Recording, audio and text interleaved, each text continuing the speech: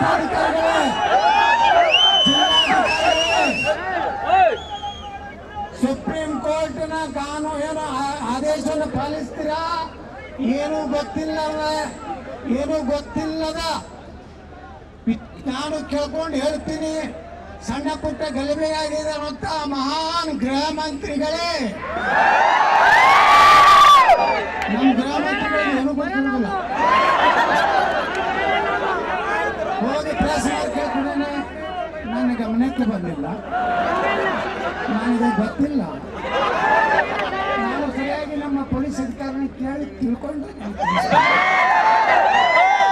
ಅದೇನು ಸಣ್ಣ ಪುಟ್ಟ ಗಲಭೆ, ಹಿಂದೂಗಳಿಂದಲೇ ಗಲಭೆಗೆ ಕಾರಣ.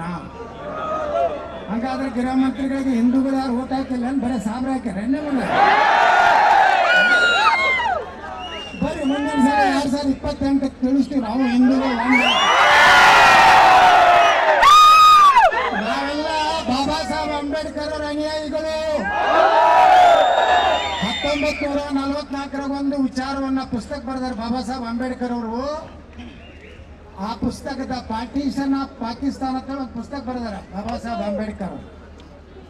ಅವ್ರು ಹೇಳ್ತಾರೆ, ಗಾಂಧಿಗೆ ಸಲಹೆ ಕೊಡ್ತಾರೆ, ನೆಹರುಗೆ ಸಲಹೆ ಕೊಡ್ತಾರೆ. ಏನಂದ್ರೆ ಭಾರತ ಮತ್ತು ಪಾಕಿಸ್ತಾನ ಇಬ್ಬರು ರಾಷ್ಟ್ರ ಮಾಡಬಾರ್ದು, ಎರಡು ಭಾಗ ಮಾಡಬಾರ್ದು.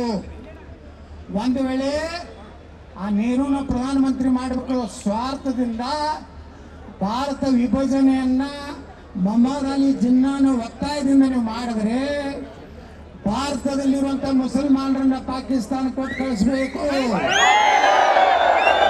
ಪಾಕಿಸ್ತಾನದಲ್ಲಿರುವಂತಹ ದಲಿತರು ಹಿಂದೂಗಳನ್ನ ಭಾರತಕ್ಕೆ ತೆಗೆದುಕೊಂಡು ಬರಬೇಕು ಅಂತ ಬಾಬಾ ಸಾಹೇಬ್ ಅಂಬೇಡ್ಕರ್ ಹೇಳಿದ್ದಾರೆ. ಹಂಗಾದ್ರೆ ಬಾಬಾ ಸಾಹೇಬ್ ಅಂಬೇಡ್ಕರ್ನೆಲ್ಲ ನಾವು ಗೌರವ ಕೊಡ್ಬೇಕಲ್ಲ. ಅವ್ರು ಹೇಳಿದಂತ ಮಾತು ಸತ್ಯ ಆಗ್ತಾ ಇದೆಯಲ್ಲ. ಅಲ್ಲ, ನಮ್ಮ ಗಣಪತಿ ಹೋಗುವಾಗ ಉಗುಳ್ತಾರೆ, ಮೆಣಸಿನ್ಕಾಯಿ ಅದಾವು, ಗಣಪತಿ ಮ್ಯಾಗ ಉಗುಳ್ತಾರ. ಅಂದ್ರೆ ಎಂತ ಸಂಸ್ಕಾರ ಕಲಿಸ್ತಾರೆ.